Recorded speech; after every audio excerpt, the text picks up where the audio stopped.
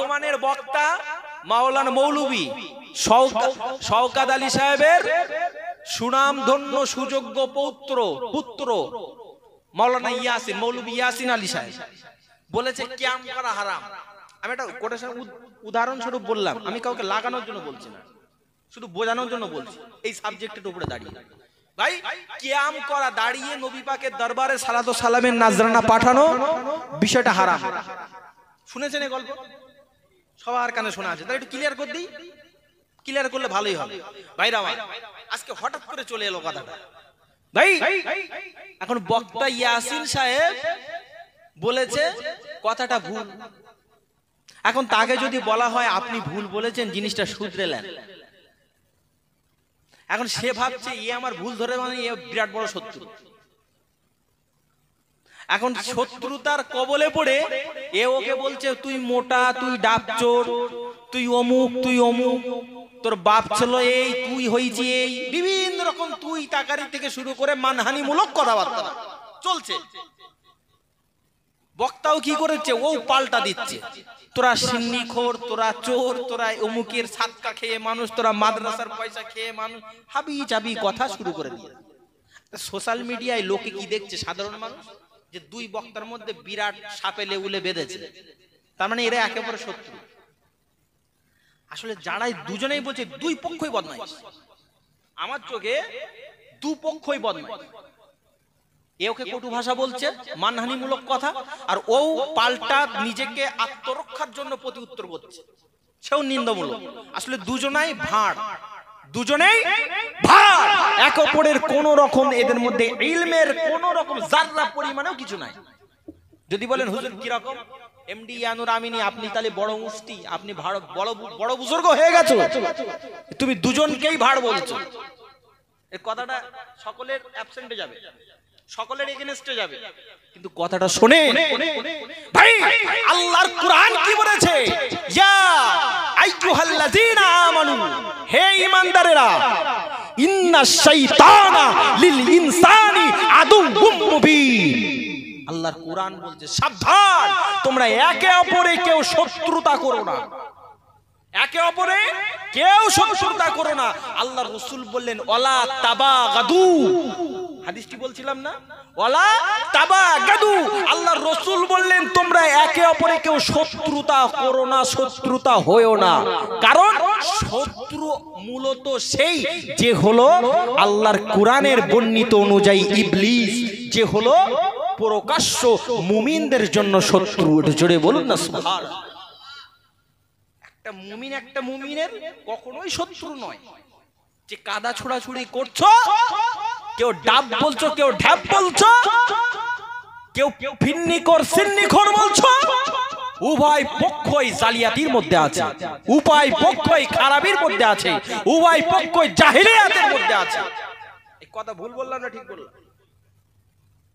কারণ তুমিও শত্রু ভাবছো বলেই তাকে কটু বাক্য ভাষা ব্যবহার করছো, আর সেও তোমাকে শত্রু ভাবছে বলেই কটু বাক্য ভাষা প্রয়োগ করছে। সাধারণ মানুষ বুঝছে দুজনেই শত্রু, একে অপরের সাপে লেবুলে হয়ে আছে ভাই। অথচ কোরআন বলছে আলাক কথা, কোরআন বলছে শত্রু তারাই, ইন্নাশ শাইতানা, নিশ্চয়ই শয়তান, লিল ইনসানি, মানুষের জন্য আদুউম মুবিন, চির প্রকাশ্য শত্রু। শত্রু তো মুসলমানের একটাই হবে, যে ইবলিস। মানুষ কেন শত্রু হবে? যদি কেউ ভেবে থাকে মুসলমান আর কাফের বেঈমান বেদিনদের মধ্যেও শত্রুতা রয়েছে, ভুল ধারণা, ভুল ধারণা।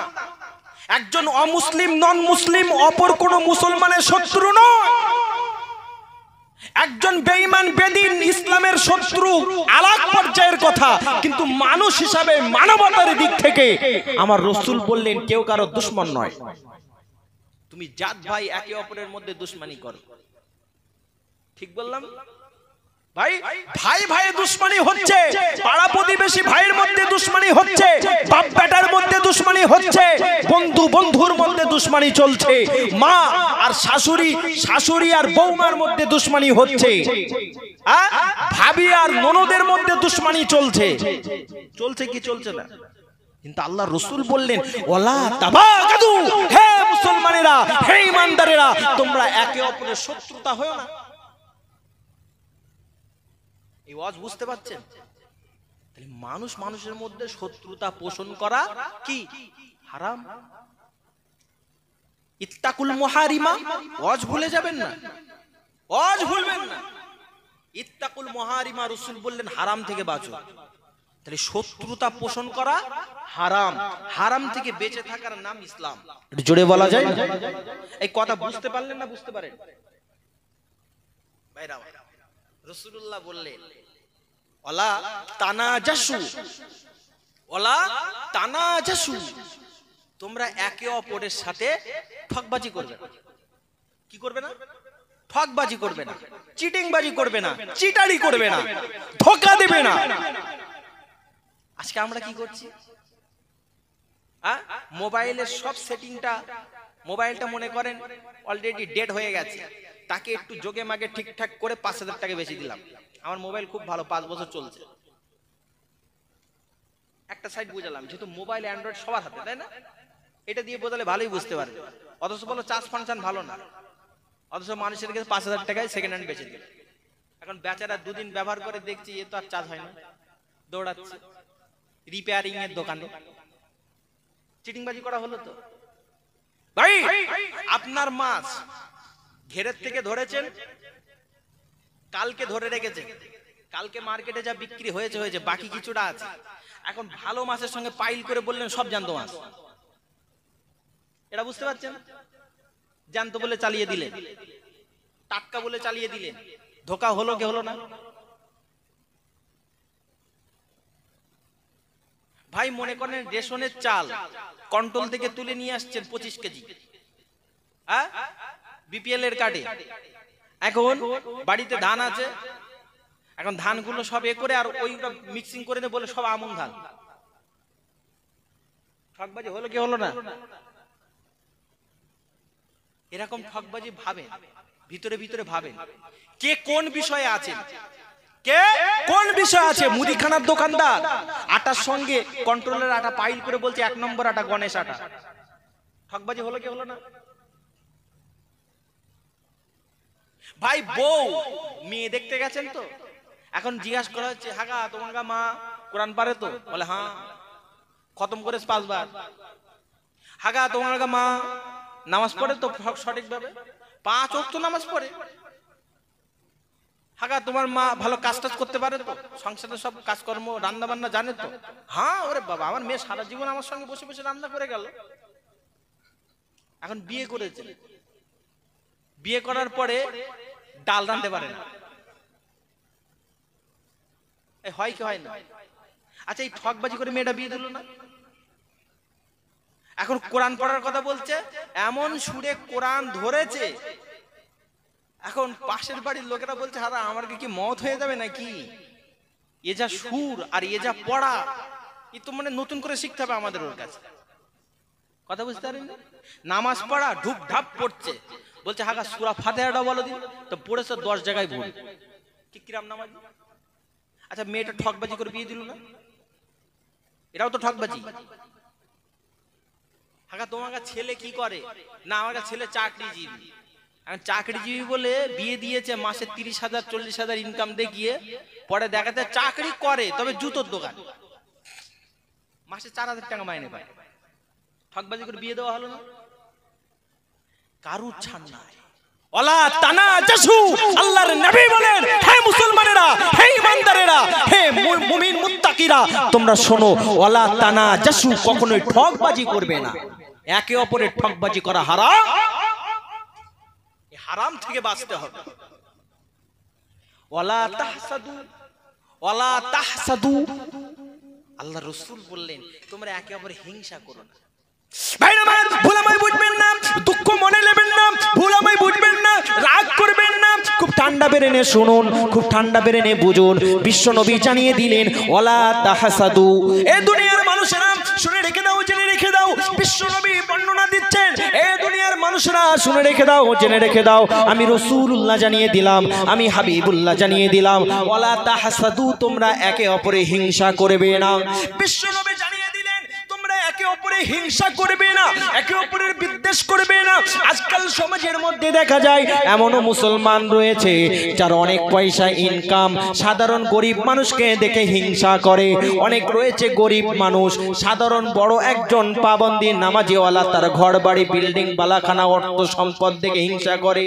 ভাই ভাইয়ের মধ্যে হিংসা করে, ভাই ভাইয়ের মধ্যে হিংসা করে। তার একটা 4 চাকা গাড়ি রয়েছে, ব্যবসা রয়েছে, বাণিজ্য রয়েছে, আমার কেন হলো না, আমার কেন হলো না। ওর সব জিনিসটা কি করে দখল নেওয়া যায়, তার সম্পদ কি করে লুটপাট করা যায়। হিংসা আছে কি নাই? হিংসা কত রকম উদাহরণ দেব, আমাদের মধ্যে হিংসায় ভরে গেছে। ওর জলসা 10টা বেশি, আমার জলসা একটা। কি করে ওর জলসা কাটা যায়? নাম তো বদনাম করতে হবে, আছে না? আর এখন ইউটিউবের যুগ, এই তো একটা কথা ছোট্ট করে কেটে নিয়ে এরশাল ওর ঘাটে লাগিয়ে দিল, অমুকের এই বলে দিয়েছে, ও বেঈমান হয়ে গেছে, ও কাফের হয়ে গেছে, ও ইসলাম থেকে বেরিয়ে গেছে, বক্তারে পচিয়ে দিল। অথচ ভালো কথা বলতো, আছে না এমন বক্তা? বসিরহাটের আল্লামা রুহুল আমিন রাহমাতুল্লাহ আলাইহি, যার নামে এত নিন্দমন্দ করা হয়েছিল হিংসার কারণে না? খবর রাখেন? বসিরহাট হুজুরের রওজা শরীফ দেখা মানে বসিরহাটের কালী মন্দির দেখান সমান, শুনেছিলেন?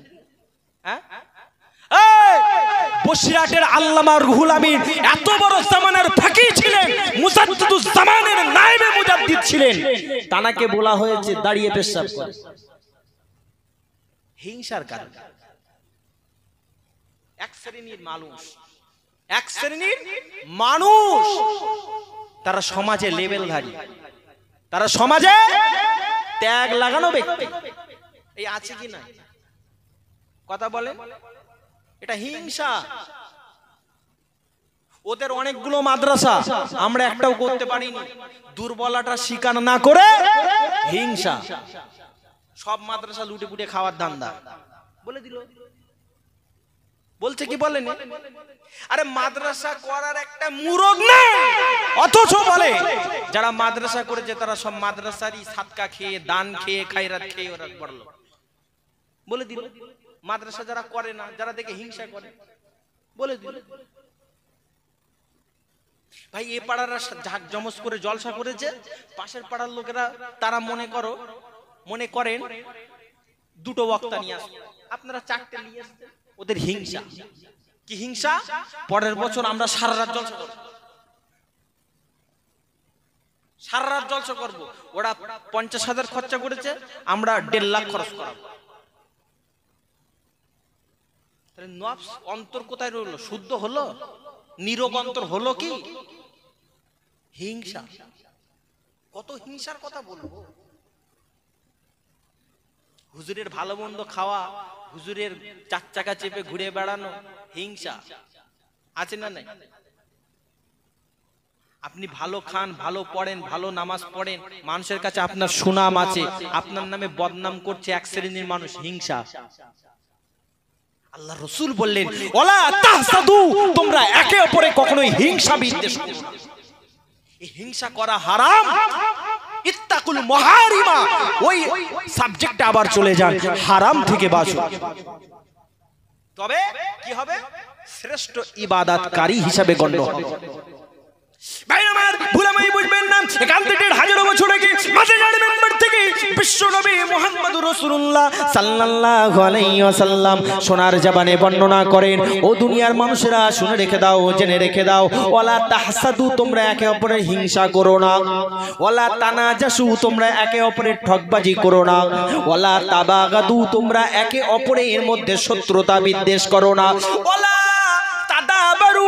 বিশ্বনবী জানিয়ে দিলেন, এ দুনিয়ার মানুষরা শুনে রেখে দাও, জেনে রেখে দাও, আমি রাসূলুল্লাহ জানিয়ে দিলাম, তোমরা যদি এক আল্লাহর মেনে নিয়ে থাকো, তোমরা যদি আল্লাহ বিশ্বাসী হও, তোমরা যদি রাসূল বিশ্বাসী হও, তোমরা যদি কবর বিশ্বাসী হও, তোমরা যদি হাসর বিশ্বাসী হও, তোমরা যদি কিয়ামত বিশ্বাসী হও, তোমরা যদি ফুলসিরাত বিশ্বাসী হও, তোমরা যদি আল্লাহর জান্নাত জাহান্নাম বিশ্বাসী হও, আল্লাহর জান্নাত জাহান্নাম বিশ্বাসী হওয়া মানে ঈমানদার, তোমরা যদি ঈমানদার হও, এই দুনিয়ার মানুষেরা শুনে রেখে দাও, জেনে রেখে দাও, ওয়ালা তাদাবারু, তোমরা কেউ একে অপরের পিছনে লাগালাগি এটা করবে না। বিশ্বনবী জানিয়ে দিলেন তোমরা একে অপরের পিছনে লাগবে না। ওয়ালা তাদাবারু ব্যাখ্যায় আছে একে অপরের পিছনে লাগা রাসূলুল্লাহ নিষেধ করলেন। আমরা করি না? হ্যাঁ, একটু কম বুদ্ধিমান মানুষ আমরা পিছনে তার লাগি না, নাড়ি না বিভিন্ন রকম কথা দিয়ে। একটা মানুষ খ্যাপা নাম আছে, মনে করেন ছল্টু, ছল্টু ছল্টু বলে ডাকা হয়, অথচ তার নাম ভালো আলামী। হ্যাঁ, তাকে ওইটা বলে রাগানো হয়, পিছনে লাগা হয় না? হ্যাঁ, একটা মানুষ একটু কম বুদ্ধিমান, কম বোঝে, হ্যাঁ কম বোঝে, খেতে বললে বসে পড়ে, খেতে বললেই বসে পড়ে। এখন তাকে বলা হচ্ছে ঝন্টু তোর ভাত আইস, সঙ্গে সঙ্গে সে বসে বললো জান আমার ভাত দেবে। ওইটা দিকে সবাই হাসি ঠাট্টা করে। তার মানে কি করা হলো? পিছনে লাগা হলো।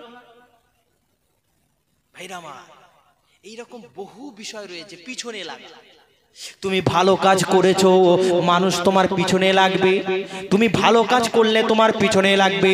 যে সমস্ত মানুষ যদি পিছনে লাগে তারা যদি ইমানদার হয়, নামধারী লেভেলধারী যদি ইমানদারও হয়, বিশ্বনবী জানিয়ে দিলেন এই হারাম থেকে বাঁচবা না বাঁচার কারণে, এই হারাম পরহেজ করার না করার কারণে সেই ইসলাম থেকে বাহির হয়ে যাবে, সেই ইসলাম থেকে দাখিল হতে পারবে না, ইসলাম থেকে বাহির হয়ে যাবে। আল্লাহ রাসূল বললেন, কারণ হারামটাকে আপন করে রাখার নাম তো ইসলাম নয়, হারাম থেকে বাঁচার নাম ইসলাম। অতএব ওয়ালা তাদাবারু, তোমরা একে অপরের পিছনে লেগো না। এটা দিয়ে বুঝতে হবে মানুষের পিছনে লাগা হারাম। আজকে আমাদের সমাজে হিংসা, ঠকবাজি, শত্রুতা, বিদ্বেষ, পিছনে লাগা, গীবত করা, পর নিন্দা করা, পর সমালোচনা করা, সবকিছু ভরে জর্জরিত হয়ে গেছে সমাজ। ঠিক বলছে না ভুল বলছে? শুধু মুখে ভালো ভালো কথা বললে হবে না, এই প্রত্যেকটা কথার উপরে একটা করে কোরআন আর হাদিসের কোটেশন নিয়ে আসা, এটা একমাত্র আল্লাহর খেলা। আর ইলমের অশেষ কুদরতি মহিমা বলতে পারে, তাই না বাপ? সকলেই তো বলে হিংসা করো না, ঠকবাজি করো না, চিটিংবাজি করো না, কিন্তু পিছনে একটা করে হাদিস টেনে নিয়ে কথা বলা, এটা কিন্তু অনেকটা টাফ। এই টাফ না? এরকম ছোট্ট ছোট্ট পয়েন্টের উপরে কথা কোন সময় শুনেছেন? খুব কম শুনেছেন। কারণ ওয়াজ নসিহতের মাহফিল গুলো হয়ে গেছে এখন রঙ্গ তামাশার মাহফিল। কে কত হাসাতে পারে, কে কত কাঁদাতে পারে, কে কত সুর দিয়ে মানুষের মনোরঞ্জন করতে পারে, এই রকম বক্তা মানুষ চায়, তাই না বলছে? কিন্তু নিজের সমাজ থেকে সংস্কার করে মানুষকে আবার সুন্দর করে দিন ইসলামটাকে দেখিয়ে আয়নাটাকে সামনে রেখে মানুষের চেহারার দাগগুলো সামনে সামনে তুলে ধরে মানুষের পরিবর্তন করার, কালচারিং করার পরিবেশের বক্তার অভাব সমাজে আছে না নাই? আছে। রাগ করছেন? রাগ করেননি তো? আচ্ছা, একবার মন ভরে আবেগ ভরা মহাব্বতের কণ্ঠে আবেগের সাথে খুব মহাব্বতে নবী পাকের নামে দরুদ পড়েন তো, আল্লাহুম্মা সাল্লি আলা।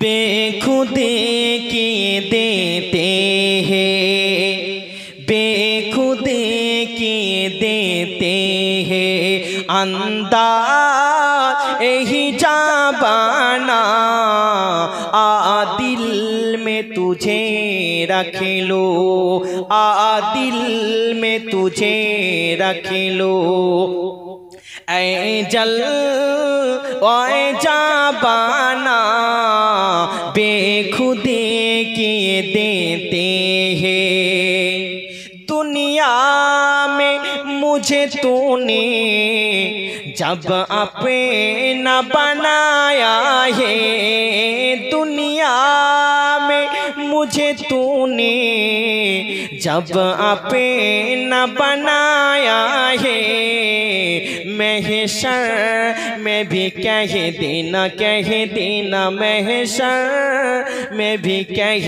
देना, ये है मेरा दीन बहाना महशर में भी कह देना अल्लाहुम्मा सल्ली अला।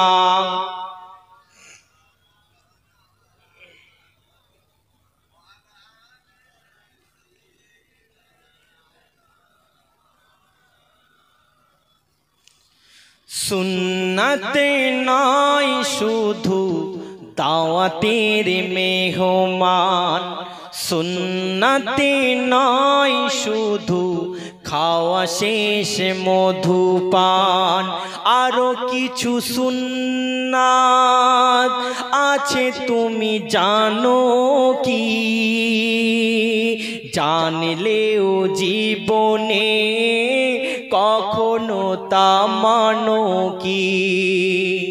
सुन्नते नय शुधु दावतेर मेहमान, सुन्नते नय शुधु खावा शेष मधुपान, आरो किछु सुन्नात आछे तुमी जानो की, जानिलेओ जीवने कखनो ता मानो की।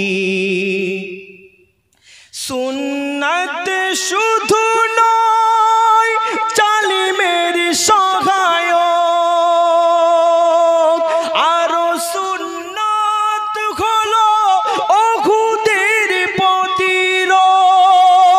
জোরে বলুন, আরেকটু জোরে হয় না? सुन्नत शुधु नय निर्जने ध्याने जावा, आरो सुन्नत हलो पाथरेर आघात खावा। मोहब्बते तार खालिद मोर आली, मोहब्बते तार खालिद मोर आली, आबू बकारेर मतो पाशे थाको की, आरो किछु सुन्नात आछे तुमी जानो की, जानिलेओ जीवने कखनो ता मानो की। अल्लाहुम्मा सल्ली अला।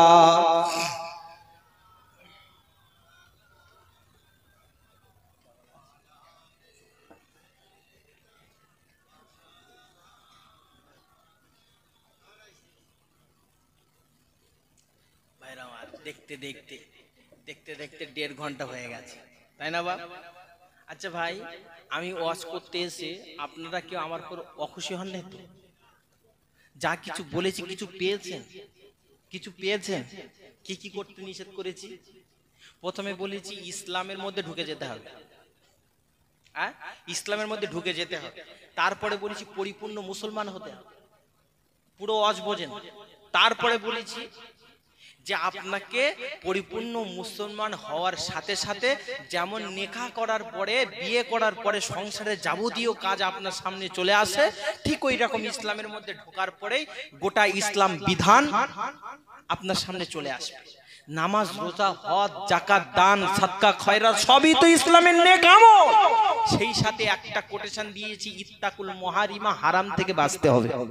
সেই হারাম কি কি একে অপরের বিশ্লেষণ করছিলাম, প্রত্যেকটা হারাম গুলো ভেঙে ভেঙে বোঝাতে চাইছিলাম। ওয়াজ মাশাআল্লাহ এইটুকুর উপরে যদি আমল করেন, আল্লাহ যদি চাই আপনার নীরব অন্তর বেনে যাবে, আপনার কলব শুদ্ধ হয়ে যাবে। আর যে কলব শুদ্ধ হয়ে যায়, যে কলব শুদ্ধ হয়ে যায়, তখনই জানবেন আপনি পরিপূর্ণ মুসলমান বেনে গেলেন, পরিপূর্ণ মুসলমান আপনি বেনে গেলেন। এবারে কি প্রশ্ন করেন, হুজুর এরপরে কি করতে হবে? তবে তো কোটেশনটা বলবো, কি জানার ইচ্ছা আছে? এরপরে কি করতে হবে? ভাই আমার আল্লাহর কোরআন জানিয়ে দিলেন, ইয়া আইয়ুহাল্লাযীনা আমানু, হে ঈমানদারেরা, হে বিশ্বাসীওয়ালারা, হে নবী পাকের মাননেওয়ালারা, হে আল্লাহ মাননেওয়ালারা, হে কিয়ামত মাননেওয়ালারা, ইয়া আইয়ুহাল্লাযীনা আমানু, হে ঈমানদারেরা, লা তামুতুন্না ইল্লা ওয়া আনতুম মুসলিমুন। বিশ্ব নবী বর্ণনা করছেন, আল্লাহর কোরআন জানিয়েছে, হে দুনিয়ার মানুষেরা, যে কোরআনের মধ্যে যালিকা মাফি, যে কুরআনের মধ্যে, যে কিতাবের মধ্যে, যে কথার মধ্যে কোনো প্রকারের সন্দেহের অবকাশ নাই। আল্লাহর কোরআন সাক্ষ্য দিয়েছেন। এ দুনিয়ার মানুষরা শুনে রেখে দাও, জেনে রেখে দাও। আল্লাহ বললেন, ইয়া আইয়ুহাল্লাযীনা আমানু, হে ঈমানদারেরা, যদি তোমরা পরিপূর্ণ ঈমানদার হয়ে যাও, আমি আল্লাহ তোমাদের জন্য ঘোষণা দিয়ে গেলাম, লা তামুতুন্না ইল্লা ওয়া আনতুম মুসলিমুন। তোমরা ততক্ষণ পর্যন্ত মরবে না, তোমরা ততক্ষণ পর্যন্ত ইন্তেকাল করবে না, তোমরা ততক্ষণ পর্যন্ত দুনিয়ার জমিন ছাড়বে না, ইল্লা মাগার আনতুম মুসলিমুন, যদি তোমরা পরিপূর্ণ মুসলমান হয়ে যাও। মুসলমান হওয়ার পরে দুনিয়া ছাড়বে, তাহলে আমি আল্লাহ কবরে দেব পুরস্কার, আর নচেত হবে আপনার আমার জন্য তিরস্কার। ঠিক না ভুল? কথা বুঝতে পারলে? এতক্ষণ যা বলেছি এই পরিপূর্ণ মুসলমান কি করে হওয়া যায়, আর নীরব অন্তর নিয়ে আল্লাহটাকে সাড়া কি করে দেওয়া যায়, তাই না? আর আল্লাহর কুরআন বলছে, এই ঈমানদারেরা, তোমরা এই জন্য পরিপূর্ণ ঈমানদার হও, এই জন্য পরিপূর্ণ মুসলমান হও, এই জন্য শরীয়তের পাবন্দিওয়ালা হয়ে যাও, এই জন্যই মুত্তাকিওয়ালা হয়ে যাও, কারণ মওত তোমাদের হবে। হ্যাঁ, কুল্লু নাফসুন যায়কাতুল মওত। আল্লাহর কোরআন সাক্ষ্য দিয়েছেন মওত সবার হবে, তবে মওতের বরণ করবার আবু তাহের ভাই মোবাইলটা চার্জে দিন, চার্জ নেই। মুসলমান না হয়ে মরণ আপন করে নেওয়াটাকে আল্লাহ নিষেধ করেছে। কথা বুঝতে পারেন? লা তামুতুন্না, তোমরা ততক্ষণ মরো না, ইল্লা ওয়া আনতুম মুসলিমুন, যতক্ষণ না পর্যন্ত তোমরা মুসলমান পরিপূর্ণতা ভাবে না হও, পরিপূর্ণ মুসলমান না হও, ততক্ষণ তোমরা মরো না। তাহলে এই যা কিছু বলেছি, গোটা বিষয়টা আমল করা আপনার আমার জন্য কি জরুরি। যা আলোচনা করেছি, একজন পরিপূর্ণ মুসলমান হতে গেলে, ঈমানদার হতে গেলে, নীরব অন্তরকারী হতে গেলে, বিশুদ্ধ অন্তর নিয়ে আল্লাহর ডাকে সাড়া দিলে আল্লাহ আপনার আমার জন্য কবরে দেবেন পুরস্কার। আর তা না হলে কবরে আপনার আমার জন্য হবে কি, কবর নামক জায়গাটা হবে তিরস্কারের জায়গা। ফারিস্তা কোনো কথা শুনবে না, শুধু মার আর মার, তাই না বাবা? উদুম পাদুম মারব। ওই জন্য দুনিয়ায় বেঁচে থাকতে আপনাকে পরিপূর্ণ মুসলমান হতে হবে।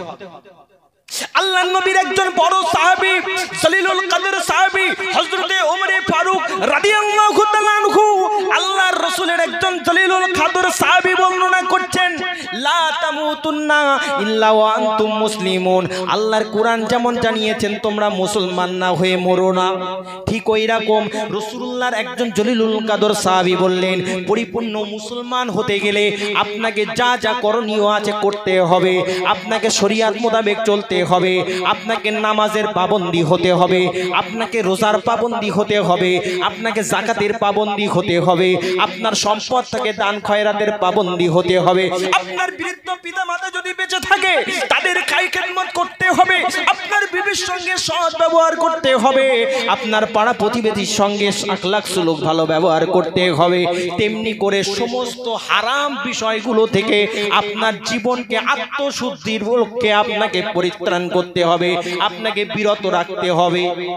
ভাইরা আমার, বিশ্ব নবীর সাহাবী বর্ণনা করছেন, এসব করার পরেও তুমি কিভাবে তোমার মওতটাকে আপন করে নেবে। একবার বেঁচে থাকাকালীন মুতু কবলা মুতু। বিশ্ব নবীর সাহাবী হযরতে ওমর ফারুক রাদিয়াল্লাহু তাআলা আনহু বলছে, এই মুসলমানেরা, সব ইবাদত বান্দেগি করার পরে একবার নিজেকে বেঁচে থাকাকালীন মুতু কবলা মুতু, আপনাকে আমাকে মওতের বরণ, জীবদ্দশায় মরণটাকে একবার ভেবে নিয়ে মরতে হবে। মরার আগে মরে যেতে হবে। জান কবজ করার আগে রাসূলের সাহাবী বলছে, তুই মওতের যন্ত্রণা, মৃত্যুর পরের পরিস্থিতি কেমন ঘটবে এই বিষয় জানতে গেলে এই সব কিছু আমল করার পরে নিজে বেঁচে থাকাকালীন মরার ভাবনাটা একবার ভেবে নিয়ে নিজে মরে যেতে হবে। তার মানে আত্মহত্যা করা নাই, কিন্তু মরার আগে মওতটা ভেবে নেওয়া, যে আমি মরে গেলে কাল সকালে কি হবে, কবরটাকে দেখে ভাবা যে ওই জায়গাটায় আমার কবর হতে পারে। তার আগে আবু তাহের ভাই মোবাইলটা চার্জে দিন, চার্জ নেই। আমার ইলম কি রয়েছে, আমার আমল কি রয়েছে, আমার পয়সা কিসে ব্যয় হয়েছে, আমার সংসারের সমস্ত বিষয়গুলো আমি কেমন ভাবে মেনটেন করতে পারছি, ব্যবসা বাণিজ্য কিভাবে মেনটেন করছি, পাড়া প্রতিবেশীর সঙ্গে আমার ব্যবহার কি রয়ে যাচ্ছে, সবকিছু ভেবে একবার মরার আগে মরে যেতে। কথা বুঝতে পারছো? এই মরার আগে যদি কেউ মওতের ভাবনা ভেবে মওতের বরণ দেখে নেয়, তাসাউর করে নেয়, ভেবে নেয়, গবেষণা করে, চিন্তা করে, স্বপ্নে দেখার মতো যদি মওতটাকে আপন করে নিতে পারে, জানবেন ওই ব্যক্তির মধ্যে আল্লাহর একটা খৌফে ইলাহি, কবরের একটা ভয়, আযাবে ইলাহি, আল্লাহর কবরের আযাবের ভয় তার মধ্যে যখন বাসা বাঁধবে, তার অন্তরটা অলরেডি নীরব অন্তর হবে। জুড়ে বলুন না সুবহান। আপনার পয়সা আছে, সারা জীবন ব্যবসা বাণিজ্য, কাজ কারবার, সংসার, ধর্ম, ঘর বাড়ি, বালাখানা, বিল্ডিং, গাড়ি বাড়ি সব হয়েছে, আপনার পয়সা কি কাজে ব্যয় হয়েছে? মরণের আগে একবার মরে দেখতে হবে আমার এই পয়সাগুলো যেসব খাদে ব্যয় হয়েছে আল্লাহর কাছে হিসাবটা কেমন হতে পারে, আল্লাহর আযাবের কারিশমাটা কেমন হতে পারে। এই কথা বুঝতে পারছেন? গজল আছেন একটা কবিতা, যেদিন আমার প্রাণ পাখি, যেদিন আমার প্রাণ পাখি উপর দেশে দ্বীপ পড়ি, যাব ছেড়ে বাঁধনি কেটে মায়ারি পৃথিবী। শুনেছেন কবিতা? অনেক পুরাতন একটা গল্প। কেমন হবে? যেদিন আমার প্রাণ পাখি, আবু তাহের ভাই মোবাইলটা চার্জে দিন, চার্জ নেই। দ্বীপ পড়ি, যাব ছেড়ে বাঁধনি কেটে মায়ারি পৃথিবী, ছেলে মেয়ে কাঁদিবে আমার হইয়া পাগলিনী,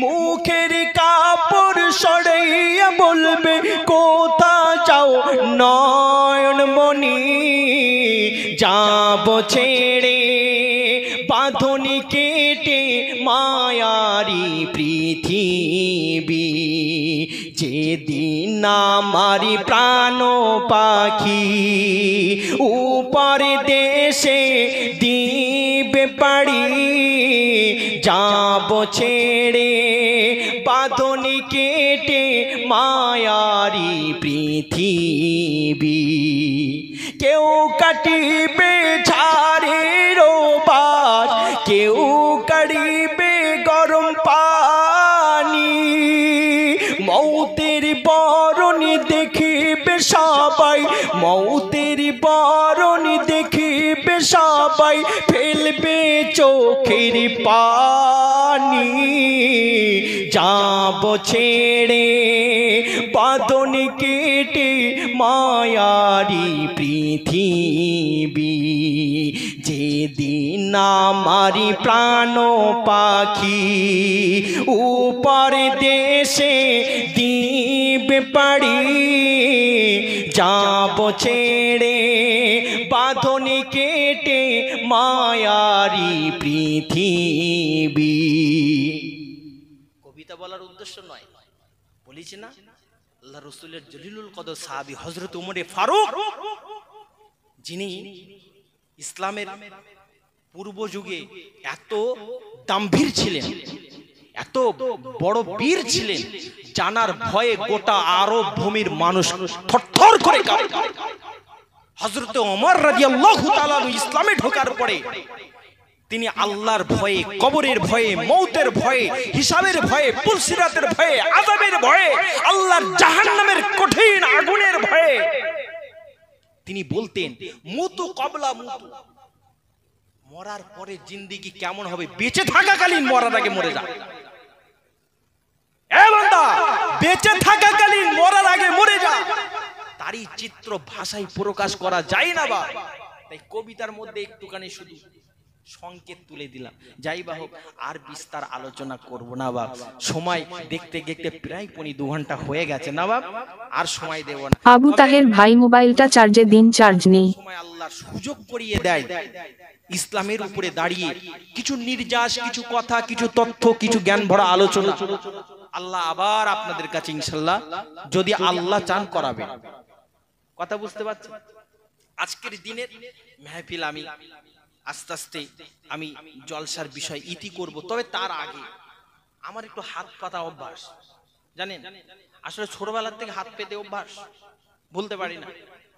আর যত জায়গায় জলসায় যাই কমিটিরাও আমাকে ছাড়ে না, হুজুর আপনিই পারতে পারেন ভালো। কথা বুঝতে পারেন? ভাই ছোটবেলাতে মাদ্রাসা বসিরহাট আমিনিয়া, ওখানে সব আপনারা জানেন, সব জানেন। বছরে একটা বার আমাদের একটু হাত পাততে হতো, রমজান মাস আসলে বিল দিয়ে দিত। এখনো সিস্টেম আছে বসিরহাট আমিনিয়ায়, যারা পড়াশোনা করে, হাফেজি বলেন, কারিজি বলেন, মাওলানা বলেন, মুফতি বলেন, কারি বলেন, যত বড় আলেম হোক না কেন, বছরে একটা বার বিল দেবে, বাবা কালেকশন করে মাদ্রাসা এনে দেবে। বিখ্যাত বসিরহাট আমিনিয়া মাদ্রাসা। কারণ আল্লামা রুহুল আমিন এত বড় আলেম, আল্লামা রুহুল আমিন রাহমাতুল্লাহ আলাইহি এত বড় পণ্ডিত ছিলেন, এত বড় আল্লাহর ওলি ছিলেন, কামেল ছিলেন, সুফি ছিলেন। তিনি বলেছেন, আমার এই মাদ্রাসায় যদি কেউ 1 টাকা দান করে, আমি রুহুল আমিন কবরে শুয়ে শুয়ে কিয়ামত পর্যন্ত ওই ব্যক্তির জন্য দোয়া করব। এটা জোরে বলা যায় না? তারই মাদ্রাসায় পড়াশোনা করেছি, বছরে একটা বার হাত পাততে হতো। তো যাই হোক, আজকে আর আমি আমার সেই মাদ্রাসার জন্যও নয়, আর আমি যে সমস্ত মাদ্রাসা প্রতিষ্ঠানগুলো পরিচালনা করি তার জন্যও নয়। এই যে মাদ্রাসা আপনারা বসে আছেন, দিনের কথা শুনলেন তাই না বাপ? দিনের কথা শুনেছেন তো? এই কথা আবার আলোচনা হোক পরের বছরে এইরকম একটা মেহফিলের মধ্য দিয়ে, এইরকম দিনই একটা মজলিসের মধ্য দিয়ে। চান কি চান না বাপ? চান তো? হ্যাঁ, একটু হাত তোলেন কারা কারা চান এই মজলিস আগের বছর আবার হবে। মাশাআল্লাহ, সবাই তুলেছে কম বেশি বুঝে, হাত নামান। যদি সকলেই তুলেছেন হাত, আমি আপনাদের কাছে জোর জবরদস্ত কিছু নয়, এই মাদ্রাসা, এই মজলিস, এই মেহফিল, এই দ্বীনি মাজমা কায়েম করতে কোন বান্দা আছেন মরার আগে মরে যাওয়ার ভাবনা অন্তরে জাগিয়ে, যে কাল আজকে যদি নিঃশ্বাস ফুরিয়ে যায়, কালকের পয়সা আমার কি কাজে আসবে, কালকের ধন দৌলত সম্পদ আমার কি কাজে আসবে, কালকের বিবি বাচ্চা, বিরাট অট্টালিকা, ঘর বাড়ি, রাজপ্রাসাদ, গাড়ি বাড়ি আমার কি কাজে লাগবে। চলো না তিনি মজলিস কায়েম করতে, একবার এই তাহাজ্জুদের রক্তে, গভীর রজনীতে, কনকনে শীতে আল্লাহর জন্য, আল্লাহর দ্বীন কায়েম করার জন্য, আল্লাহর দ্বীন শুনবার জন্য, আল্লাহর ইসলাম আলোচনা আবার আগামী বছর কায়েম দায়েম রাখতে আমার অর্থ থেকে কোন বান্দা আছেন 2,000 টাকা দেবেন? একজন বান্দা আগামী বছর এই মজলিস আবার দুবারা কায়েম হবে, ভেবে নেন। এই নিঃশ্বাস ত্যাগ হয়ে যাবে, এই নিঃশ্বাস ত্যাগ হয়ে যাবে। যদি দেখেন না লা ইয়ানজুরু, দেখেন না, দেখেন না আল্লাহ মানুষের নিশ্চয়ই দেখেন না। তারপরে কি, ইন্নাল্লাহা লা ইয়ানজুরু ইলা আজসাদিকুম, মানুষের আকৃতিকে আল্লাহ দেখেন না, ওয়ালাকিন ইয়ানজুরু ইলা কুলুবিকুম। বিশ্ব নবী সাহাবী বর্ণনা করছে, এই দুনিয়ার মানুষেরা শুনে রেখে দাও, জেনে রেখে দাও, আমি আবু হুরায়রা রাদিয়াল্লাহু তাআলা আনহু, আমি রাসূলের সাহাবী বর্ণনা করলাম, আমার রাসূলের মুখ থেকে শোনা, নিশ্চয়ই আল্লাহ মানুষের রূপটাকে দেখেন না, মানুষের জিসেমটাকে দেখেন না, মানুষকে সাদা নাকি ফর্সা নাকি কালো না গোরা, মানুষকে লম্বায় না বেটে, মানুষকে সুনাম ধন্য না সুনাম নগণ্য, মানুষের কিছুই আল্লাহ দেখেন না। ওয়ালাকিন ইয়ানজুরু ইলা কুলুবিকুম, শুধুমাত্র আল্লাহ দেখেন মানুষের, আল্লাহ দেখেন বান্দা বান্দির, আল্লাহর বান্দা বান্দির শুধুমাত্র অন্তরটাকে আল্লাহ দেখেন।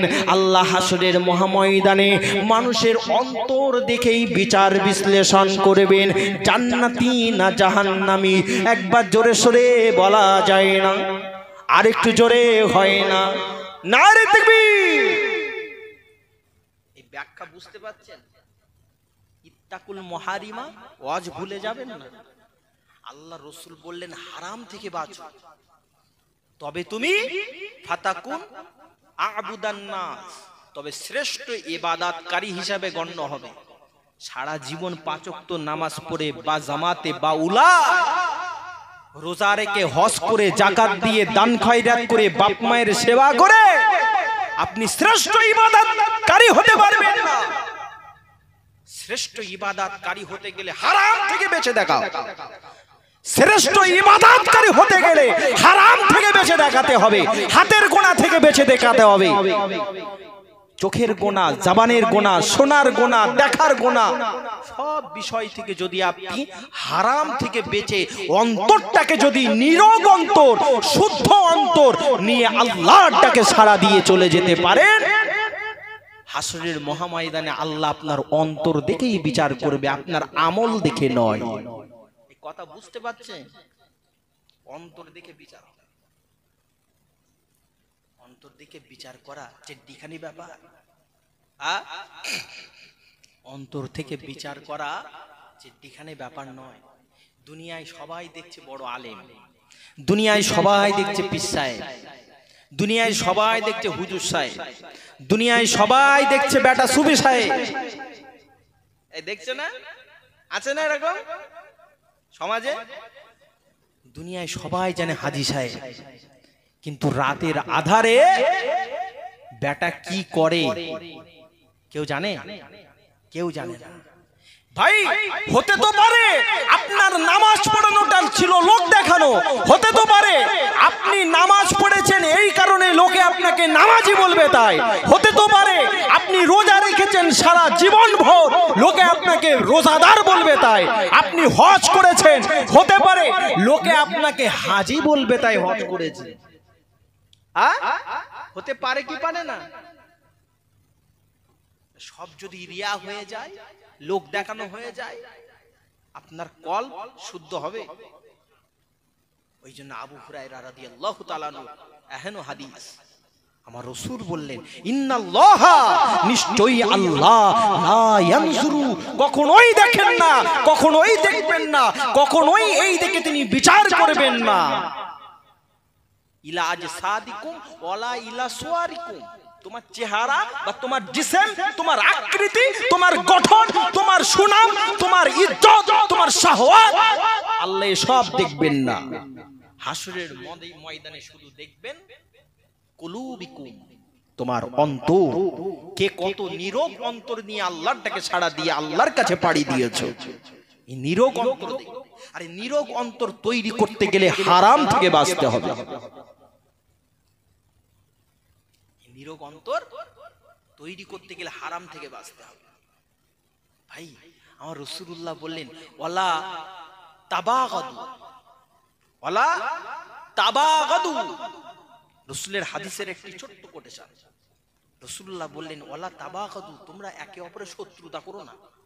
আচ্ছা ভাই, আমি যে কথাগুলো বলছি কারো খারাপ লাগছে? এই কথা বুঝতে পারছেন? ভাই, এই যে কথাগুলো বলছি অনেকে হয়তো ভাববে যে হুজুর এত ভেঙে চুড়ে বলছে, সব যেন মাথার উপর দিয়ে যাচ্ছে। ভাই, আল্লাহ রাসূলের একটি হাদিস রয়েছে, আল মুমিনু মারওয়াতুল মুমিন। কি বললাম? আল মুমিনু, একটা মুমিন মানে একটা আল্লাহ বিশ্বাসী, রাসূল বিশ্বাসী, পরকাল বিশ্বাসী ঈমানদার, অপর একটা ঈমানদারের আয়না স্বরূপ। কি বললাম? আয়না স্বরূপ। ভাই, যখন আয়নার সামনে যেয়ে দেখেন চেহারাটা চুলটা আঁচড়ান, মুখে যদি কিছু একটা হয় বা কালি লেগে থাকে বা শরীরের কোনো অঙ্গ প্রত্যঙ্গে যদি কোনো কিছু খারাপই থাকে, আপনি আয়না দেখে সেটা ঠিক করেন। করেন কি করেন? চুলটা এলোমেলো আছে, আয়না দেখে ঠিক করে মাথা আঁচড়ালেন। চোখের ওপরে একটা কালো দাগ হয়ে আছে, কপালে কিছু কালি লেগে গেছে, আয়নাতে দেখলেন, এসে পরিষ্কার করলেন। কেন? লোকে আপনার চেহারাটা ভালো বলবে, তাই লোকের কাছে আপনি একটা ভালো শুভনীয় হবেন, তাই তাই না? ভাই, এখন এই দোষটা কি আয়নার, যে আপনার চেহারার ওই কালিটাও আপনার চোখের সামনে ধরিয়ে দিল? আয়নার দোষ আছে? একদম নয়। ভাই, ঠিক ওই রকম আপনার এই যে খুলে খালে বলে দিলাম, এত হারামের বিস্তার বর্ণনা গবেষণা দিয়ে তুলে ধরলাম, হতে পারে আপনি ভাববেন হুজুর তালি কি শুধু একাই হারাম থেকে বাঁচে? এত শুদ্ধ কথা বলে গেছে, তার মানে আমরা সব খারাপ, হুজুর একা ভালো সাধু? ভাই আমার দায়িত্ব হচ্ছে এটা, আমি একটা আয়না স্বরূপ, আপনাদের সকলের সামনে আমি একটা আয়না স্বরূপ, আবার আমার সামনে আপনারা আয়না স্বরূপ। ঠিক বলছি না ভুল বলছি? একটা মুমিন রসুলের হাদিস মোতাবেক একটা মুমিন আর একটা মুমিনের সামনে আয়না স্বরূপ।